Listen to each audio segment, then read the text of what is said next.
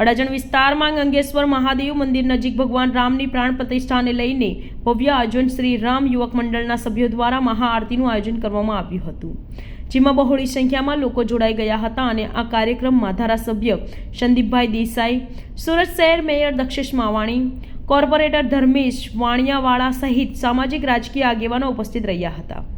અહીં મહાઆરતી સાથે ભજન સંધ્યા અને ભંડારો રાખવામાં આવ્યો હતો। યુવક મંડળના 100 જેટલા યુવાનો દ્વારા આ અંગે તૈયારીઓ કરવામાં આવી રહી હતી। આ કાર્યક્રમમાં મોટી સંખ્યામાં આસપાસના લોકો જોડાયા હતા। અયોધ્યામાં ભગવાન રામની પ્રાણ પ્રતિષ્ઠા કરવામાં આવી હતી તેવી જ પ્રતિકૃતિ અહીં દર્શનાર્થે મૂકવામાં આવી હતી। સમગ્ર કાર્યક્રમમાં શ્રી રામ યુવક મંડળની સમગ્ર ટીમે ભગવા ડ્રેસ ધારણ કર્યો હોય અને વાતાવરણ ભક્તિમય બની ગયું હતું। શ્રી રામ યુવક મંડળના અંકિત લીલ્હા, રાજ ગજ્જર, અશોક આહિર તેમજ કલ્પેશ દલાલ સહિત મંડળના તમામ મિત્રોએ ખાસ જહેમત ઉઠાવીને સમગ્ર કાર્યક્રમને રામમય બનાવ્યું હતું। મારું નામ રાજ ગજ્જર છે।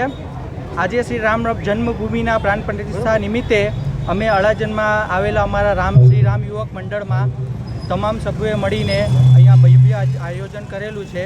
જે આયોજનમાં આપણા મેયરશ્રીની અધ્યક્ષતામાં શ્રી ધર્મેશભાઈ વાણિયાવાલા તરફે ખૂબ સરસ અમને પ્રતિસાદ મળેલો છે, જેમના સહકારની સાથે અમારા ગ્રુપે મળીને આ સુંદર આયોજનનું કાર્યક્રમ કરેલું છે, જેમાં મહાઆરતી તેમજ ભજન સંધ્યા તેમજ મહાપ્રસાદીનું આયોજન કરેલું છે। કેટલા લોકો કાર્યક્રમમાં અમારા લગભગ અમારા ગ્રુપના 50 થી 100 માણસોનું ગ્રુપ છે, તેમજ અહીં આસપાસની સોસાયટીના તમામ રહીશોના એકદમ સપોર્ટથી અમે આયોજનનો કાર્યક્રમ કરેલો છે। કેટલી ખુશી છે આજે રામ જન્મભૂમિ નિમિત્તે?